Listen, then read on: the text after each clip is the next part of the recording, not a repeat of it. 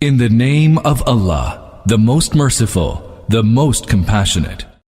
When the event will come to pass, and then there will be no one to deny its occurrence, a calamitous event that shall turn things upside down, when the earth will suddenly shake with a terrible shaking, and the mountains will crumble, and will scatter abroad into fine dust. You shall then become three groups.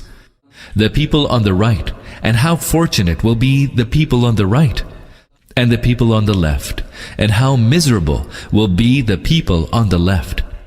As for the foremost, they will be the foremost. They shall be near stationed to their Lord, in the gardens of bliss, a throng of the ancients, and a few from later times. They will be seated on gold-encrusted couches, reclining on them, arrayed face to face. Immortal youths shall go about them, with goblets and ewers, and a cup filled with a drink drawn from a running spring, a drink by which their minds will not be clouded, nor will it cause drunkenness. They will also go about them with the fruits of which they may choose, and with the flesh of any fowl that they may desire to eat. And there shall be wide-eyed maidens, beautiful as pearls hidden in their shells. All this shall be theirs as a reward for their deeds. There they shall hear no idle talk, nor any sinful speech. All talk will be sound and upright. As for the people on the right, how fortunate shall be the people on the right.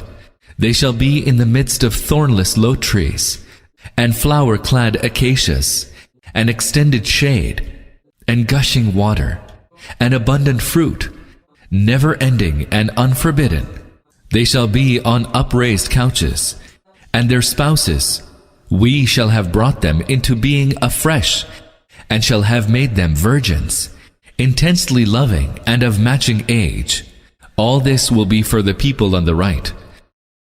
A large throng from the ancients, and also a large throng from those of later times. As for the people on the left, how miserable will be the people on the left. They will be in the midst of scorching wind and boiling water, and a shade of thick pitch-black smoke, which will neither be cool nor soothing. Surely they had lived before in luxury, and had persisted in the great sin. They used to say, "What? Once we are dead and are reduced to dust and bones, shall we still be raised to a new life from the dead? We and our forefathers of yore." Tell them, O Prophet, the earlier ones and the later ones shall all be brought together on an appointed day. Then you, the erring ones, and those that gave the lie to the truth, shall all eat from the tree of Al-Zakum, filling your bellies with it. And thereupon you shall drink boiling water, drinking it as thirsty camels do. Thus shall they be entertained on the day of recompense. We have created you, then why would you not confirm it? Did you ever consider the sperm that you emit? Do you create a child out of it, or are we its creators? It is we who ordain death upon you, and we are not to be frustrated. Had we so wished, nothing could have hindered us from replacing you by others like yourselves, or transforming you into beings you know nothing about. You are well aware of the first creation. Then, do you learn no lesson from it? Have you considered the seeds you till? Is it you or we who make them grow? If we so wished, we could have reduced your harvest to rubble, and you would have been left wonderstruck to exclaim, "We have been penalized.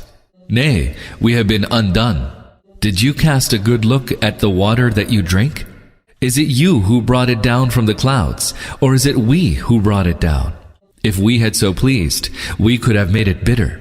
So why would you not give thanks? Did you consider the fire which you kindle? Did you make its tree grow, or was it we who made it grow? We made it a reminder and a provision for the needy. Glorify then, O Prophet, the name of your great Lord. No, I swear by the positions of the stars, and this is indeed a mighty oath, if only you knew, that this indeed is a noble Quran, inscribed in a well-guarded book, which none but the pure may touch, a revelation from the Lord of the universe. Do you then take this discourse in light esteem, and your portion in it is simply that you denounce it as false? Why then, when the soul leaps up to the throat, the while you are helplessly watching that he is on the verge of death, at that moment when we are closer to him than you, although you do not see us, if you are not subject to anyone's authority, why are you then not able to bring them back to life if you are truthful? So if he is the one of those who are near station to Allah, then happiness and delight and gardens of bliss are his. And if he is one of the people on the right, he will be welcomed by the words, "Peace to you," from the people on the right. And if he is one of those who give the lie to this message and go astray, then he will be served boiling water and will be scorched by the fire. That indeed is the absolute truth. So glorify the name of your great Lord.